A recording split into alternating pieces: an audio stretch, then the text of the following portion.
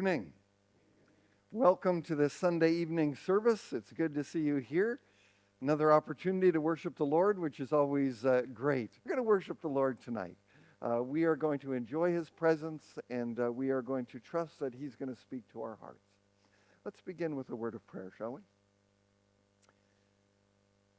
Lord, as we come close to the end of the day, we're thankful that we can have one more opportunity to come together in worship as a church family.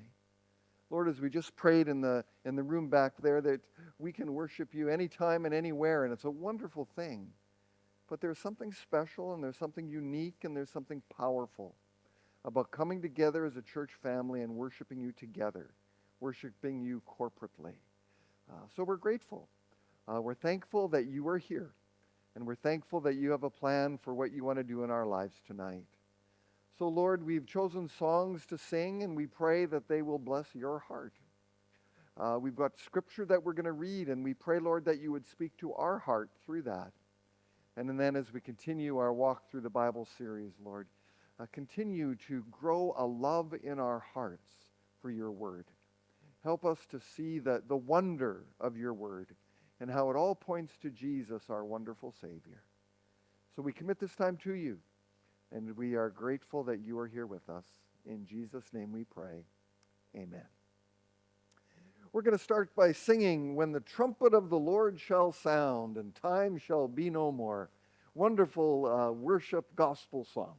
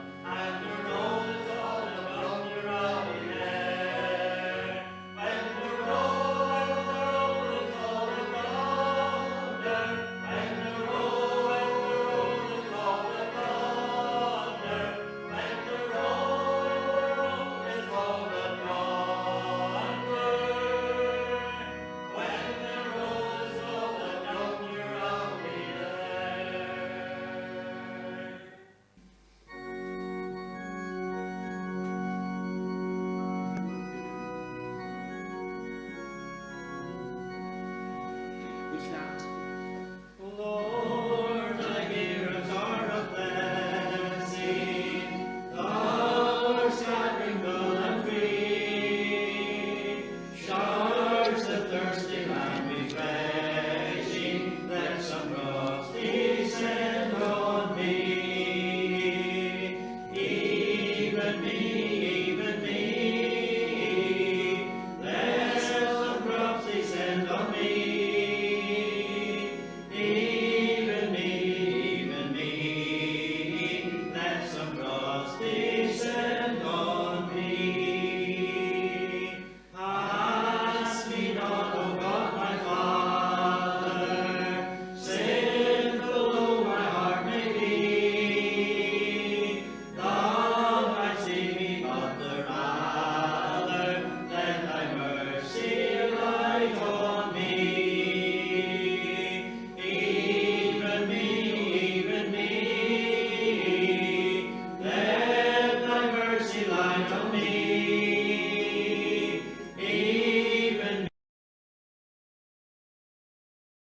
We're going to continue our series, like I said earlier, and walk through the Bible. And we're going to be looking at First and Second Chronicles today. So for our scripture reading, I've got a bunch of verses that are throughout those two books that kind of will help us maybe see the flow of it before I start talking about it. So listen along as I read it. Starting at First Chronicles 11. All Israel came together to David at Hebron and said, "We are your own flesh and blood. In the past, even while Saul was king, you were the one who led Israel on all their military campaigns. And the Lord your God said to you, 'You will shepherd my people Israel, and you will become their ruler.' When all the elders of Israel had come to King David at Hebron, he made a covenant with them at Hebron and before the Lord, and they anointed David king over Israel, as the Lord had promised through Samuel." And then chapter 21. David said to Gad, "I am in deep distress. Let me fall into the hands of the Lord, for his mercy is very great, but do not let me fall into human hands." David praised the Lord in the presence of the whole assembly, saying, "Praise be to you, Lord, the God of our father Israel, from everlasting to everlasting. Yours, Lord, is the greatness and the power and the glory and the majesty and the splendor. For everything in heaven and earth is yours. Yours, Lord, is the kingdom. You are exalted as head over all. Wealth and honor come from you. You are the ruler of all things. In your hands are strength and power to exalt and give strength to all. Now, our God, we give you thanks and praise your glorious name." And then we move into 2 Chronicles.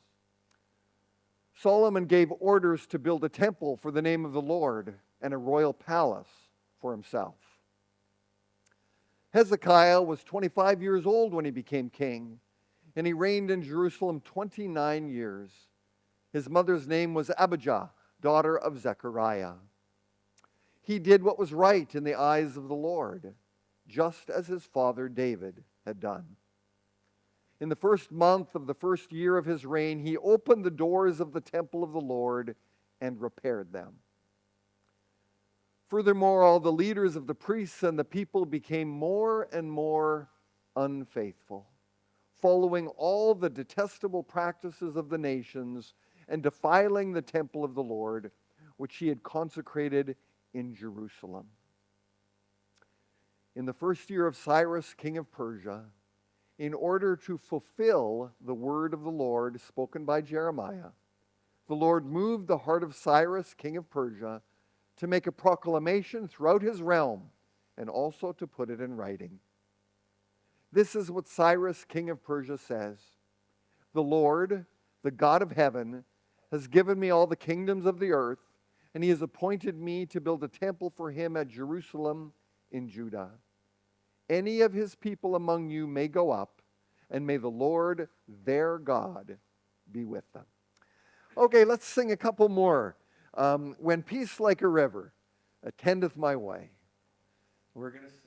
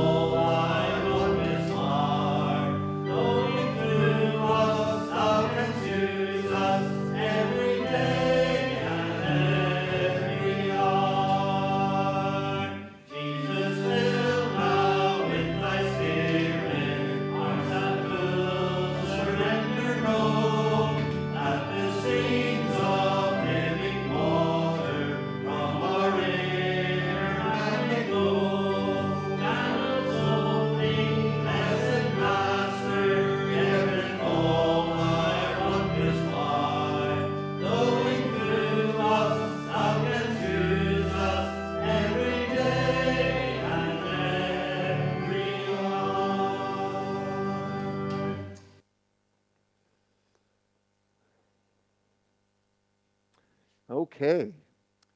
As I said, we are going to be carrying on in our series of Walk Through the Bible, and today we're coming to First and Second Chronicles. This is the 13th and the 14th book in the Old Testament and in the Bible, per se. And after today, we will be almost 30% done the whole Bible that we've gone through already.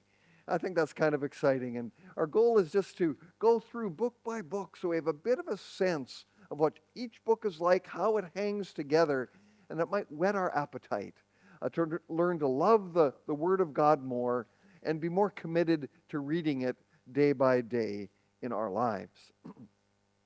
It's interesting that First and Second Chronicles are the 13th and 14th book in our Bible, the quote Christian Bible, but in the Hebrew Bible, they're the last books in their Bible. So they're not stuck in the middle of the history section. They're the last word that God has for the Jewish people would be in Chronicles.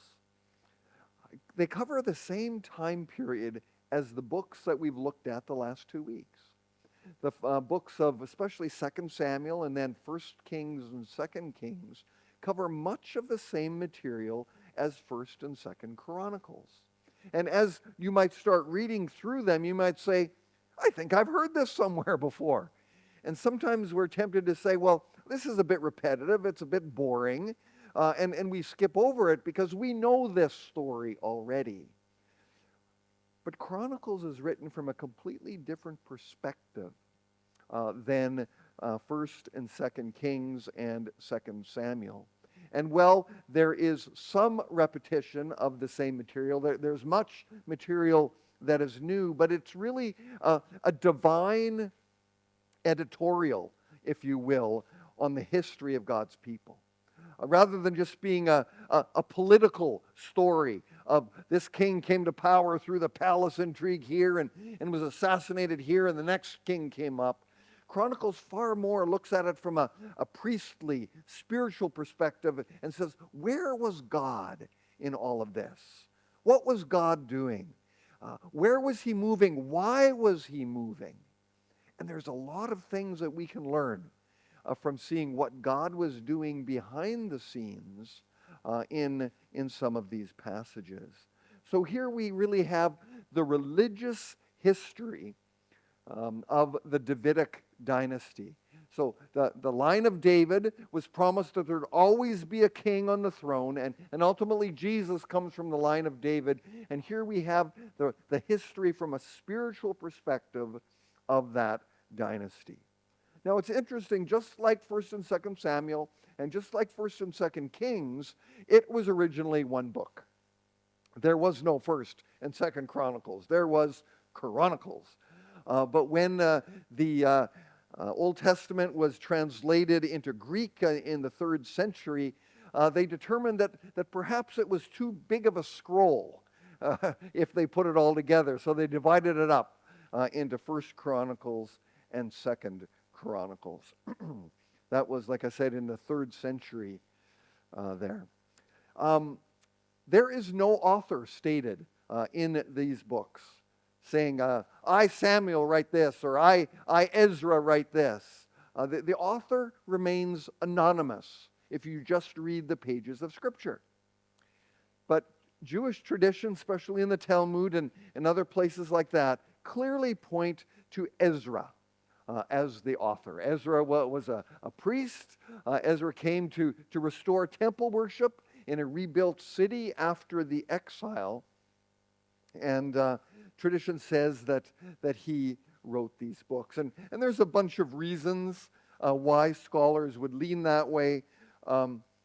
Maybe a bit too intricate for us to go into, but I'll just mention one, that the last lines of 2nd Chronicles, the last chapter, are almost identical to the first lines in the book of Ezra, which is the next book right away.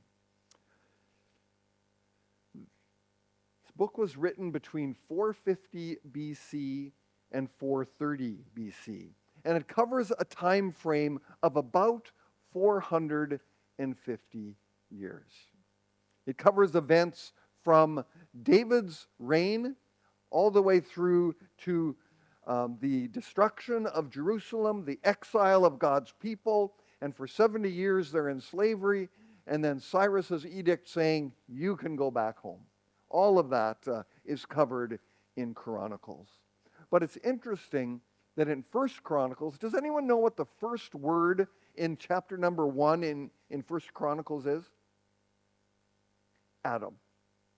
So really, First Chronicles goes all the way back to creation. And as it begins to chart God's plan of salvation and line of ancestry for bringing us to David and then forward. I want to stop here for a moment. This book was written to the people who came back from Babylon after 70 years in exile. Now, if you think about that, there weren't many people who would have gone into exile who would have come back. They would have all passed away, right? Most of them. Like if you were 30 when you went into exile, you'd be 100. And in that day, people didn't live that long. So it was a whole new generation that was coming back. And there's reflections and shades of the Hebrews that came out of Egypt, and they rebelled against God. They built this golden calf, and as a result, God said, none of you, because of that, but then when they went into the land, and they said, we can't take this land. They're too strong. They're too powerful. And God said, okay, because you didn't trust me, you're going to wander in the desert for 40 years. And a whole generation passed away. And a new generation that entered the land had to be taught about who God was. They had to be taught about the way God has dealt with his people in the past. And that's exactly what happened here. A generation of people went into exile, but a different generation of people came out of exile.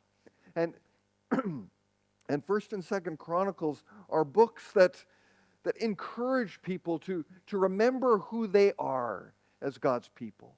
Remember that they were chosen to be God's people. Remember how faithfulness had brought blessing to their ancestors and how disobedience had brought judgment. And the author wants to get the people to own who they are and to make a decision, okay, now how will we live? As a people, we've seen what happens if we obey God. As a people, we've seen what happens if we disobey God. Now, what will we do? Friends, that is a great lesson for us. That is a really good lesson for us. That as we look back in our lives, and not only maybe in our lives, but in our extended family.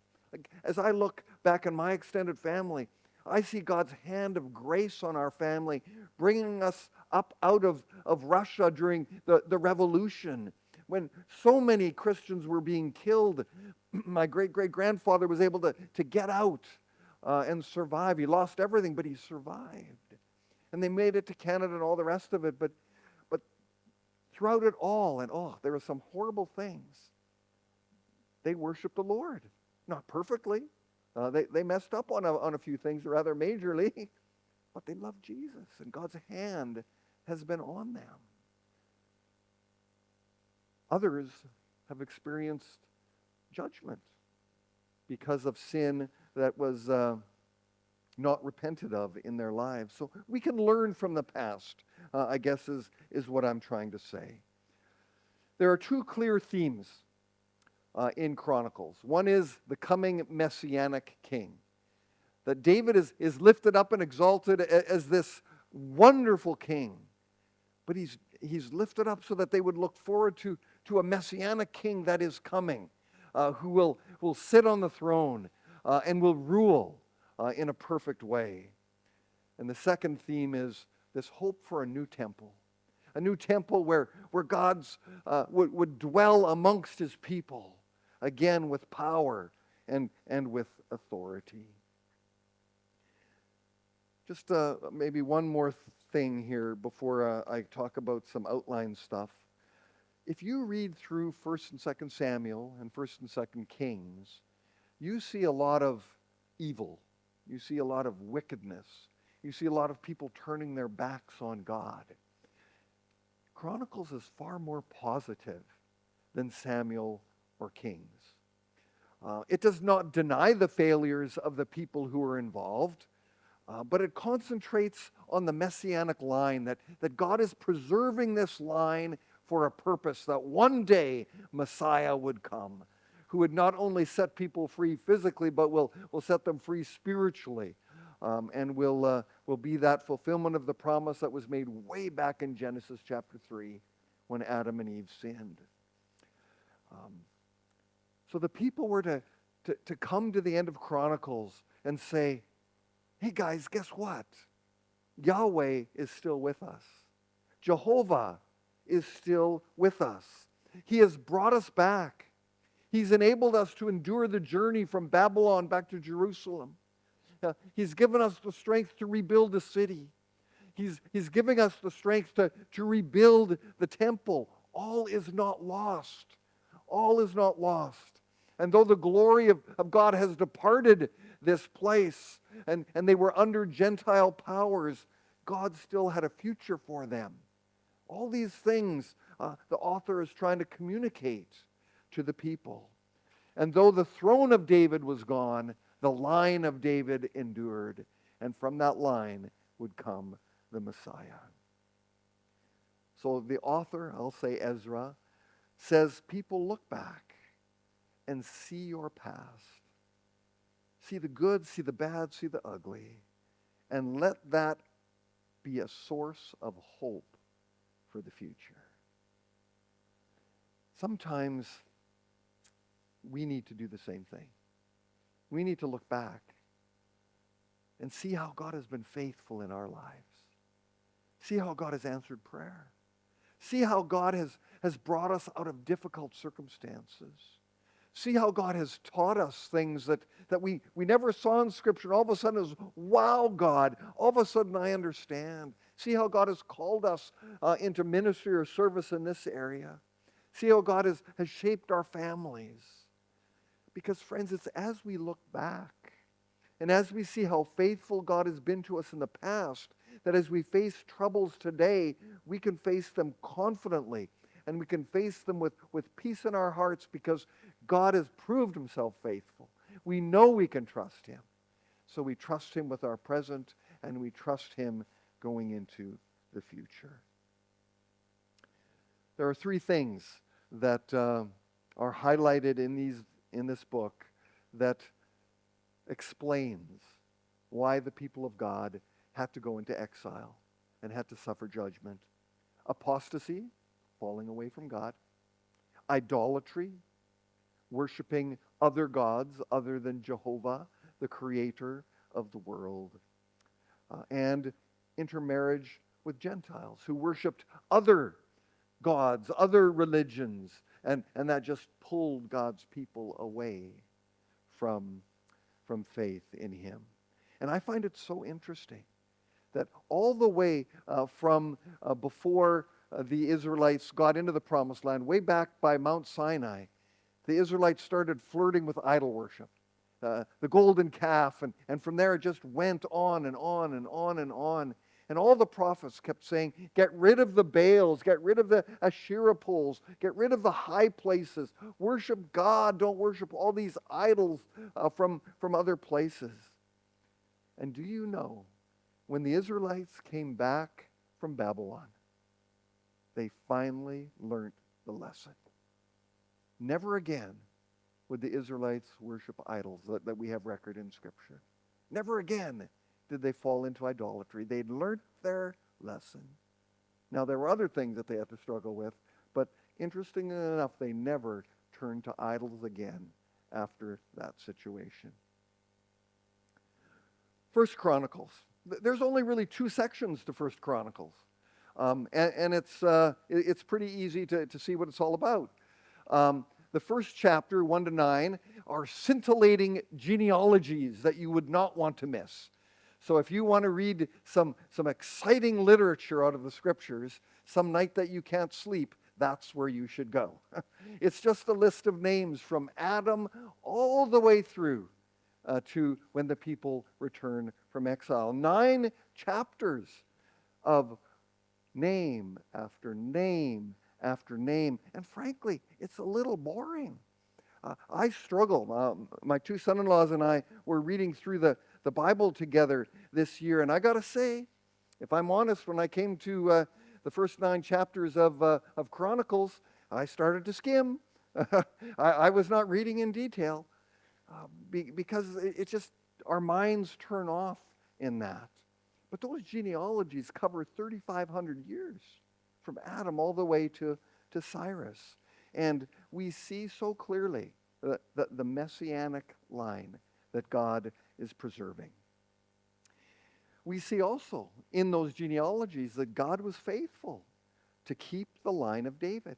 He had made David a promise, and he kept it. The hope for the Messiah, the hope for the new temple remained. And the people needed that hope. They were coming out of slavery. They were coming out into a situation that was hard living. They had to create a whole new society. They had to create a new city, a new culture. They needed to know that God was with them. They needed to know that God's hand, even though he had judged them, had not been removed from them. And that's what these genealogies would do. And then from chapter 10 to 29, we have stories of David. Many, many stories of David. And while the first 9 chapters covered 3,500 years, chapter 10 to 29 cover 33 years. Just David's reign. And very similar to First Samuel and parts of Second Samuel as well. But like I said before, the negative stories of David are left out. Any situations where David was seen as perhaps weak or immoral are not recorded in First or Second Chronicles. We're talking about First Chronicles now. And so struggles like when David was kind of running away from Saul, that's not included. David's 7-year reign at Hebron just with the 2 tribes, Judah and Benjamin, that's not covered. David's various wives, it's not talked about. David's fighting Absalom and his rebellion from within his own household is not mentioned. His sin with Bathsheba and his killing of Uriah are not mentioned. But there's new material brought in about David. Most of it makes him look very good. But there's also a reflection that he was not perfect. We have his coronation over all Israel. Over and over it's said that David had a heart for God, a deep spiritual commitment to God. We hear about his courage, his integrity, his concern for the things of God. Perhaps the highlight, or 2 highlights. One is when God makes a covenant with David, saying, "You're my guy. You have a heart that's after me, and never will your your descendants fail to have someone on the throne." And again, pointing to Jesus down the road. Another highlight was when the ark of God, which represented the very presence of God, was returned to Jerusalem under David. And perhaps you remember how David was dancing in the streets, overcome with joy, and his wife rebuked him for making an ass of himself, if you will. And David said, "Look, if I can't worship God with freedom, there's something wrong here." Now you might say, why in the world is David not shown with his weaknesses? Well, the author of Chronicles would have known what was written in First and Second Samuel and First Kings. He knew that David's failures were front and center for the people of God to see. The purpose of his writing was from a spiritual perspective to show how God moved amongst the people. And the one unique thing about David that was different from anyone else in its intensity was his heart for God. He had a heart that was wholly after God. And this is what they showed in Chronicles. They were trying to portray him as a strong, godly king to point forward to the perfect king that would come one day. And in chapter then 22 to 29, the last piece of that, we have David preparing to build the temple. Now, I don't know if you've ever thought about it, but how must David have felt when David says, I want to build you a temple, God? How would David have felt? It must have been challenging. God, I love you, and I just want to show you my love, and we as your people want to show you that we're your people and we're going to be faithful to you, and we want to build a temple to you. And God says, thanks, but no thanks. Must have been difficult for David. It kind of reminds me of Moses, who led the people of God so faithfully through the desert for all these years, dealing with these rebellious, disobedient, idolatrous Hebrews. And one time he just got angry and he disobeyed God in front of the people. And God said, look, because of that, you're not going to enter the promised land. You can't do it. And here God said to David, I love you, but you're a man of war. You've shed much blood. You will not build my temple. Your son will be a man of peace. He will build the temple. And David had a decision to make. David could have said, I don't think so. I'm going to build the temple. I'm going to do this for you. He could have tried to supersede God. Or David could have got upset and said, well, if you don't want a temple that I build, then why should I worship you? He could have responded that way. But he didn't. How David responded was this. David said, okay, I can't build it, but I can get everything ready for it. And he started gathering building materials for when Solomon would be king. And Scripture tells us of the things that he did, that he got the priests together who would work in the temple. He got the choirs together that would sing in the temple. And he put his hands to the things that God would let him do rather than be rejected in his heart about things that God would not let him do. And again, I think, Lord, there's a lesson there for us. That sometimes we want to say, God, this is what I want to do. And God says, I know you want to do it, but I want you to do this, and I've got reasons for it. You might not know those reasons, but I've got reasons for it. Will you submit to me? Will you acknowledge that I know better than you? And sometimes we say, no, I will acknowledge that. And we run down this path anyway. And often it results in difficult situations, and it always results in sin as we disobey God. So First Chronicles is all about David and this picture of a king who is seeking after God. Then we come to Second Chronicles. And here there's lots of overlap with First and Second Kings. And it's interesting that in First and Second Kings, we have the story of both the northern kingdom, the 10 tribes, and the southern kingdom, Judah, the 2 tribes. In Second Chronicles, it is almost exclusively Judah, the 2 tribes that are dealt with. And it's an evaluation of the nation's religious history. And what it does is it focuses on primarily the reformers. There's a whole bunch of kings, and they're wicked and they're bad, and they lead people into idolatry. But then all of a sudden, there's 2 chapters that are designed or dedicated to a revival that seems to sweep through the country. And several times those revivals come. One of the things that I love as I talk with people here about Northern Ireland's history is that there's a history of revival coming to our country here at different places at different times. That's exactly what Second Chronicles tells us about. Periods of revival where God's people were brought back to life and people turned back to Him.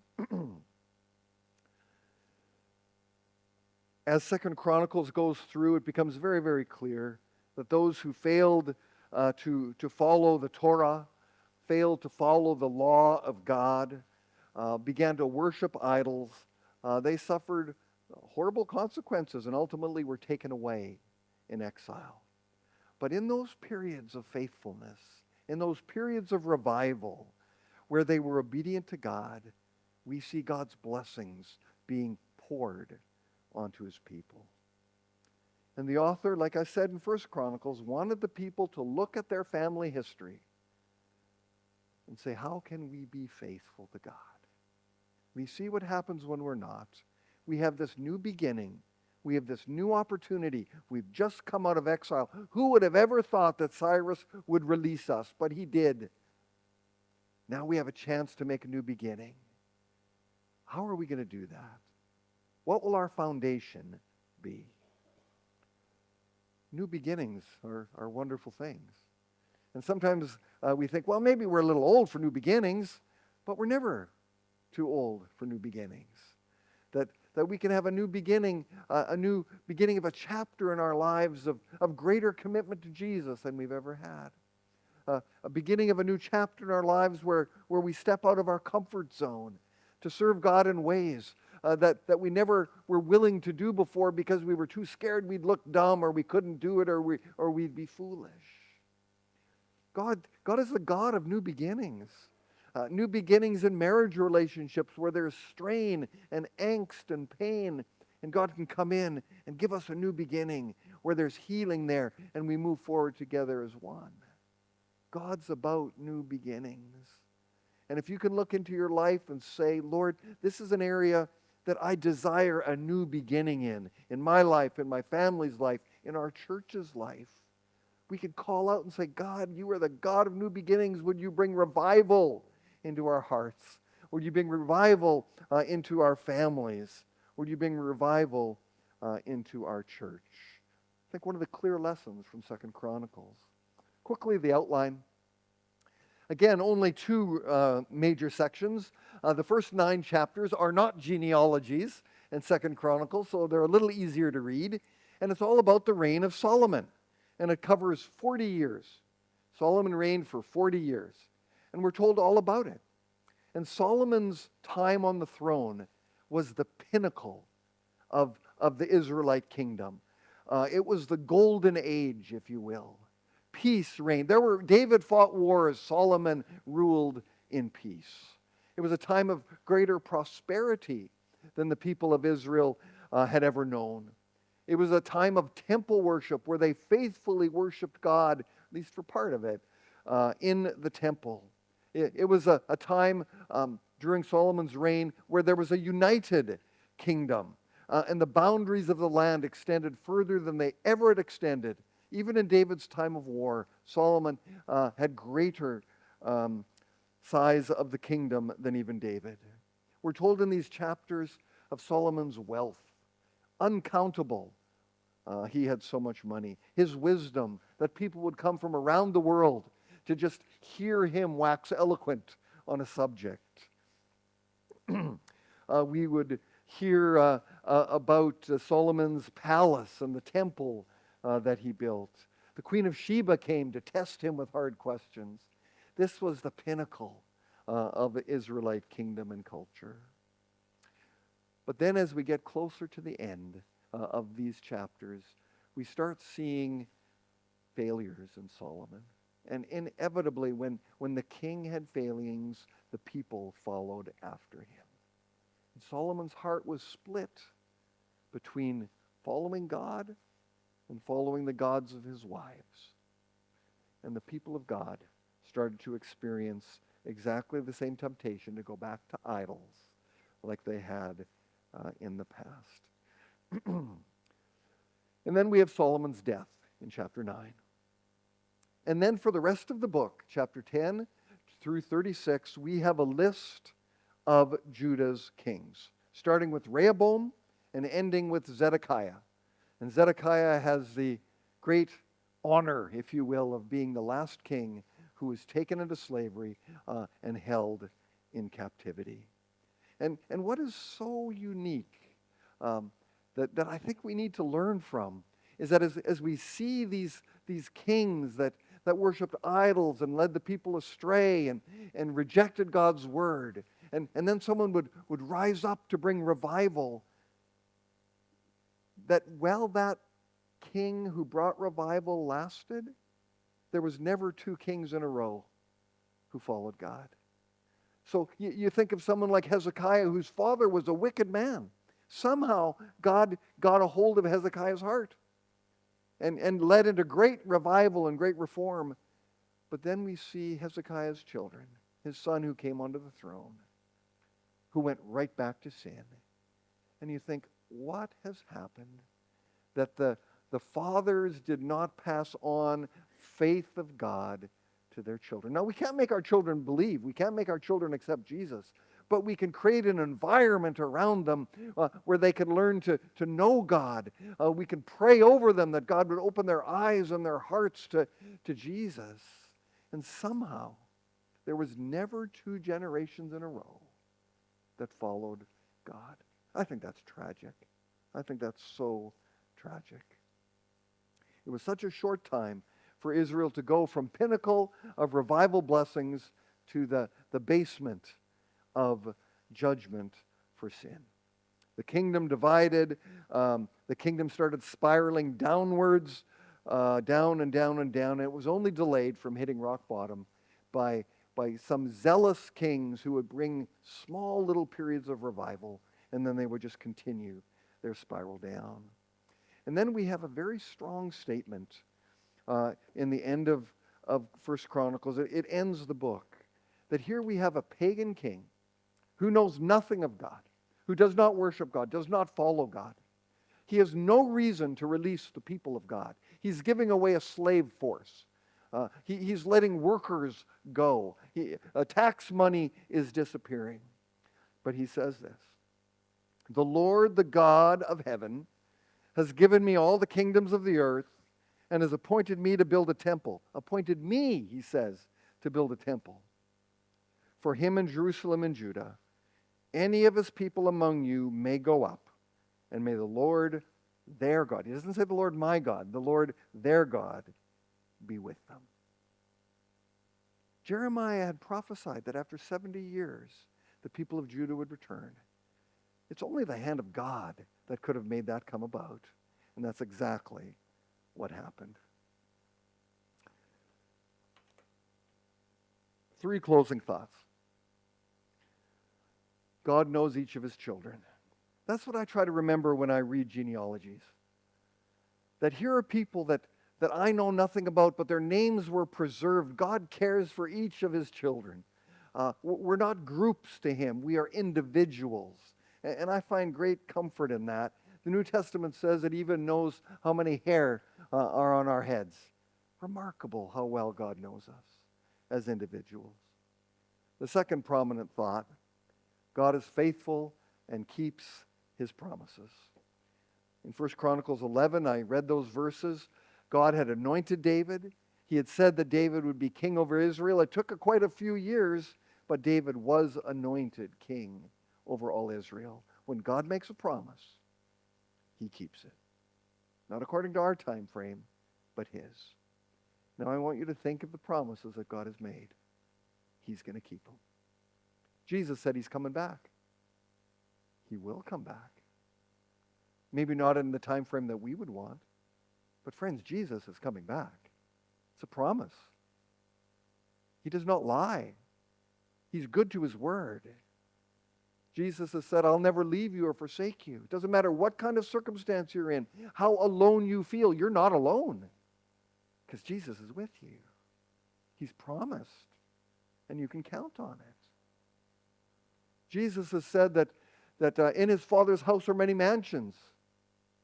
But we're not so. I wouldn't have said this. I'm going to prepare a place for you. So as we struggle with health situations, and as we get older, and as we start thinking more and more of this next chapter in our lives, post-life here in glory, we can know that Jesus has prepared a place for us.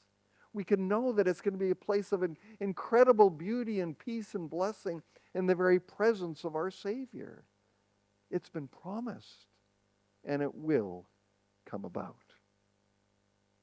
And lastly, obedience brings blessing, and disobedience brings judgment. Ultimately, when we stand before God and on Judgment Day, yes, that's exactly what will happen. That if we know Jesus, we will have eternal relationship with him. If we don't, we will be separated from him for eternity. Because disobedience, rejection of God, brings judgment. Acceptance of Jesus brings life.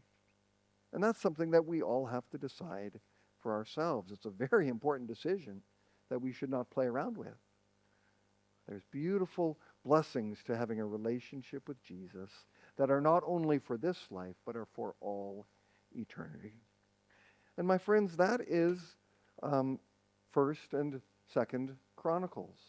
God's hand in history, moving behind the scenes to ensure that the line where Jesus Christ would come from is preserved, does not get eliminated through wars and even exile. That line stayed true so that Jesus, when we get to the New Testament, is called the Son of David, our Savior and our Lord. Amen? That's Chronicles. We are going to sing one more song as we close.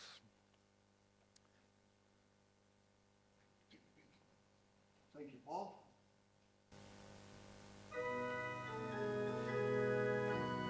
Let's stand.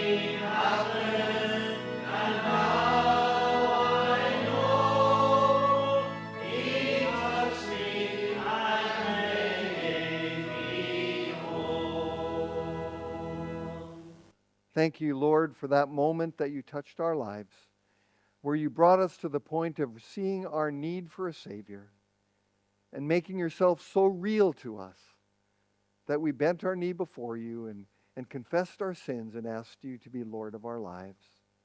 Lord, thank you for that moment. And Lord, I pray if there are any here tonight who have never had that moment of giving themselves to you, Lord, would you work in their hearts and assure them of your incredible love for them? The plan that you have for their lives, a plan to bless them, a plan to prosper them, a plan to use them.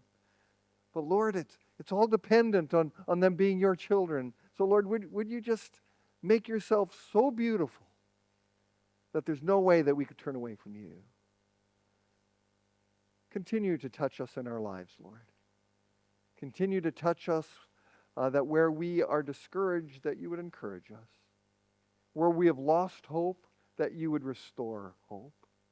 Lord, where there is failures, that you would bring victories. Where there's chains, that you would bring freedom. Where you touch, we are changed. And Lord, we invite you to do that in our lives. Thank you for this time together. Lord, this week, as we are going to enjoy a week of sunshine here in Northern Ireland, may we enjoy more so the light of your Son, Jesus Christ, Heavenly Father, in our lives. May each day be a wonderful journey of walking together with him, day by day by day. We pray these things in his name, Lord. Amen.